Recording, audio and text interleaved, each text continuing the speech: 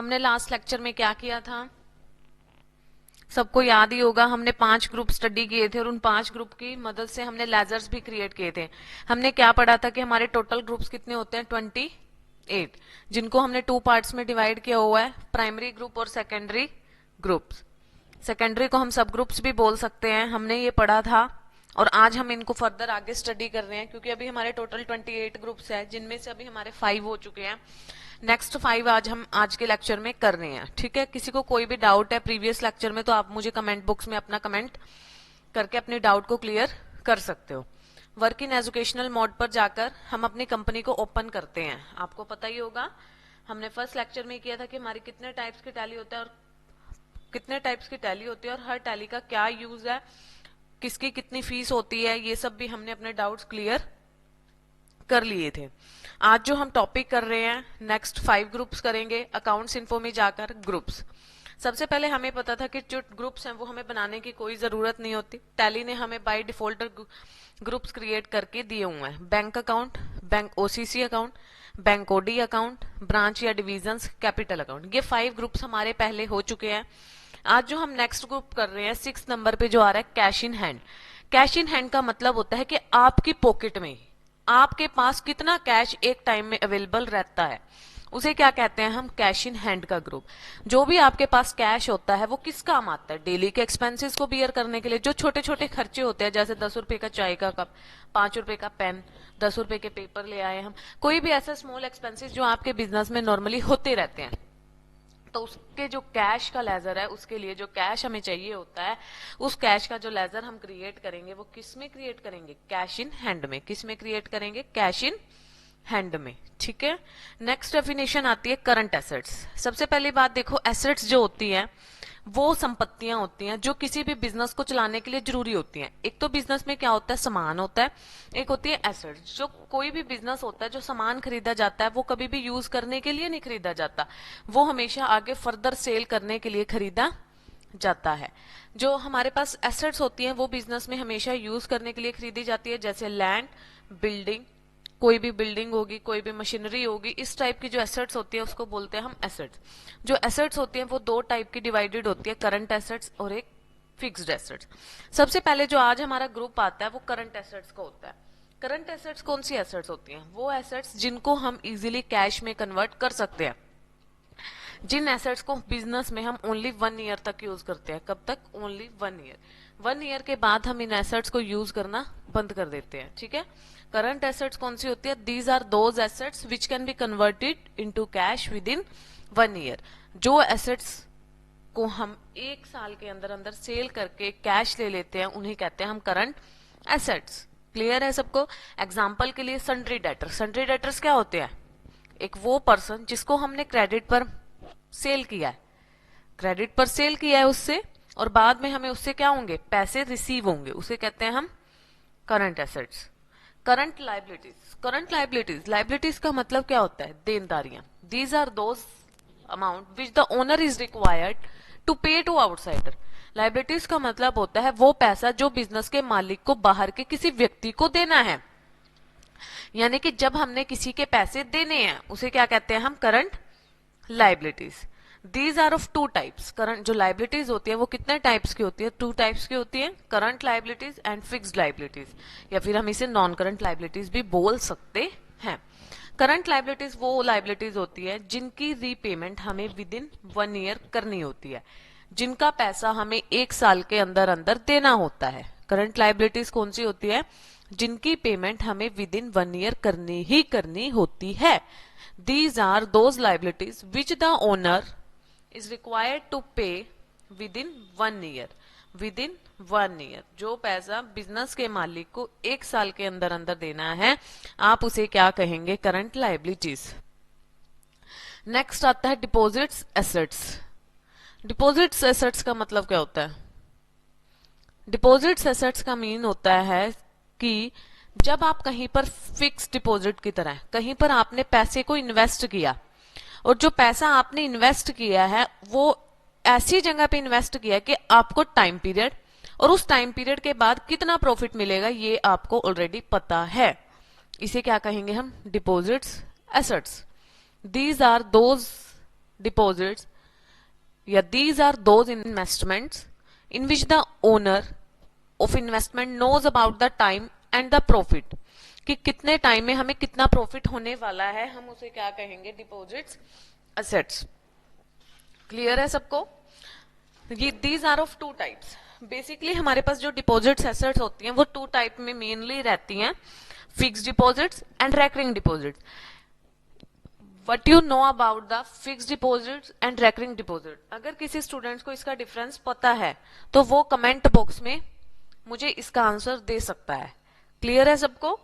Deposits to type की होती है, fixed deposits and recurring deposits.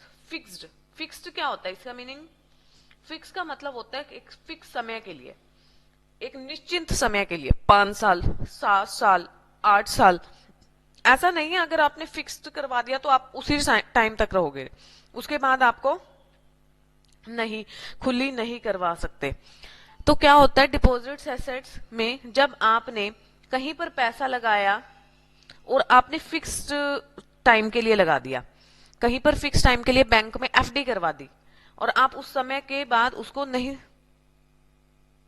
मैं नहीं तोड़वाऊंगी, तो क्या है वो, ऐसा नहीं है कि आप नहीं तोड़वा सकते, आप डिपॉजिट्स को तोड़वा सकते हो। बट फिक्स डिपॉजिट में क्या होता है, आपको एक बार पैसे डिपॉजिट जमा करवाने होते हैं और उसके बाद फिक्स टाइम के लिए आप उसको निकलवा सकते हो। क्लियर है ना?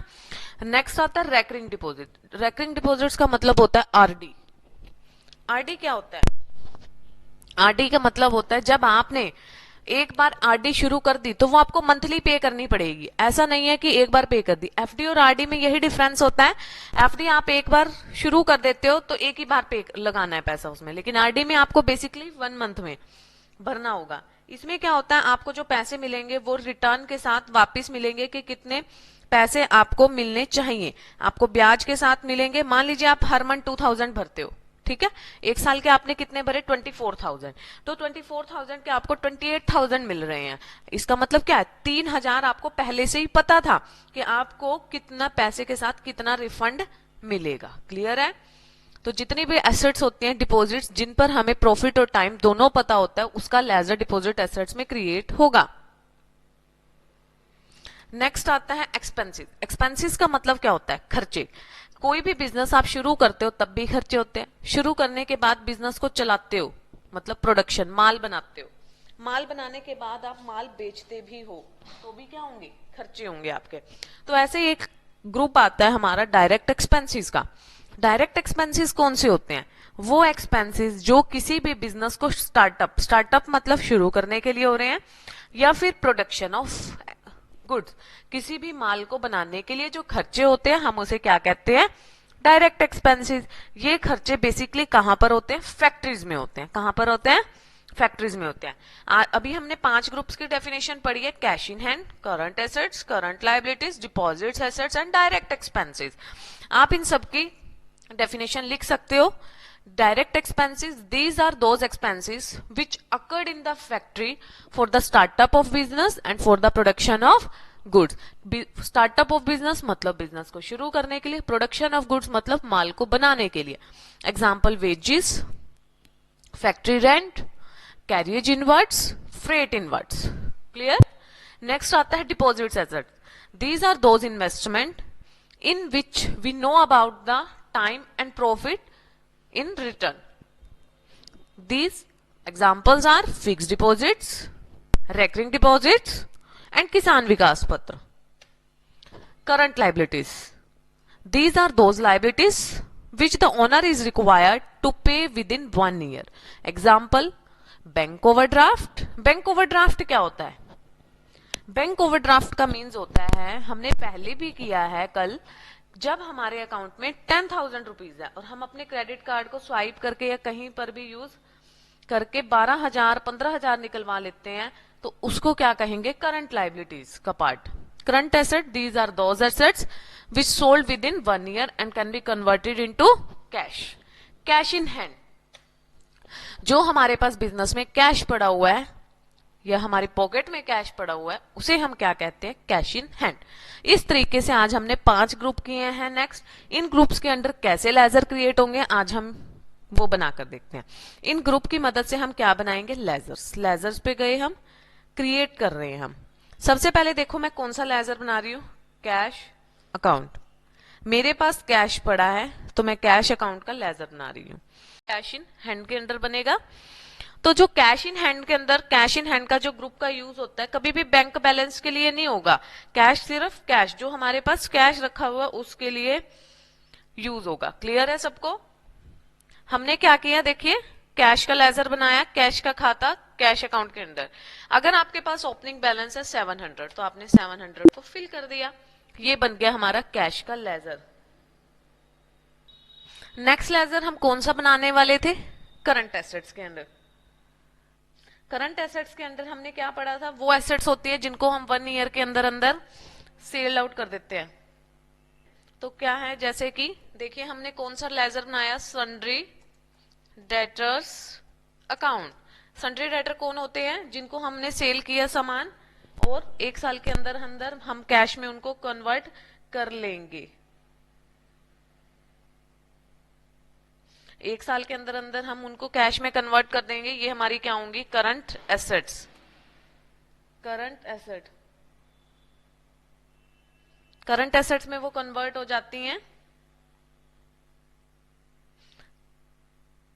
करंट एसेट्स में वो कन्वर्ट हो जाएंगी तो इजीली हमारे लिए कोई भी करंट एसेट्स हम क्रिएट कर पाएंगे। जैसे कि अगर हम स्टॉक का क्रिएट करना चाहते हैं तो उसका भी क्रिएट कर सकते हैं। हमारे पास बहुत सारी करंट एसेट्स होती हैं वैसे तो हम एक ही करंट एसेट्स क्रिएट कर रहे हैं। आप करंट एसेट्स के एग्जांपल नोट डाउन कर सकते हो, sundry debtors, bank balance, stock, stock भी होता है हमारे पास। क्लियर है सबको? कोई डाउट है किसी को तो वो सन्ड्री डेटर्स के ऊपर बेस पर आपको कोई ना डेफिनेशन आए तो आप मुझसे पूछ सकते हो। ठीक है, करंट एसेट्स के बाद हम क्या करेंगे, करंट लाइबिलिटीज। करंट लाइबिलिटीज में हमने क्या पढ़ा था, मान लीजिए हम शॉर्ट टर्म बैंक लोन भी ले सकते हैं। Short term bank loan account, ये हमारा क्या रहेगा, करंट लाइबिलिटीज। क्या रहेगा ये हमारा current liabilities. Short term bank loan account ये हमारा करंट लाइबिलिटीज में रहेगा।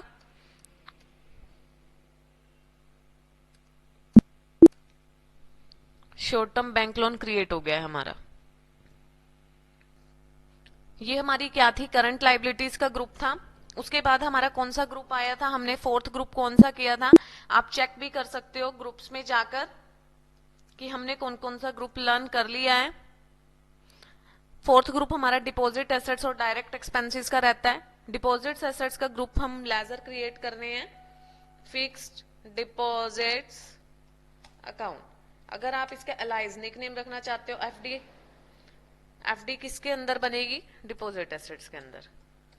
3 एग्जाम्पल के लेजर आप इसमें क्रिएट कर सकते हो। फिक्स डिपॉजिट्स हो गए, किसान विकास पत्र हो गए, आरडी रिकरिंग डिपॉजिट्स हो गए, सुकन्या समृद्धि योजनाएं, जितनी भी योजनाएं गवर्नमेंट के द्वारा पोस्ट ऑफिस में दी गई हैं आपको, सबके डिपॉजिट्स जो हैं इसी के अंदर आपकी बनेंगी। ये आपकी क्या हो गई हैं सारी डिपॉजिट्स। एक्सपेंसेस, डायरेक्ट एक्सपेंसेस में देखिए हम वेजेस अकाउंट बना रहे हैं। एक होता है वेजेस, एक होता है सैलरीज। वेजेस और सैलरीज में यही डिफरेंस होता है कि जो वेजेस होती है वो फैक्ट्रीज में दी जाती है, लेबर क्लास पीपल को दी जाती है, क्योंकि फैक्ट्रीज में लेबर होती है जो डेली के डेली अपने डेली बेसिस पर पैसे रिसीव करती है। तो वेजेस अकाउंट आप इसके अंडर क्रिएट कर सकते हो। Factory rent, factory repair,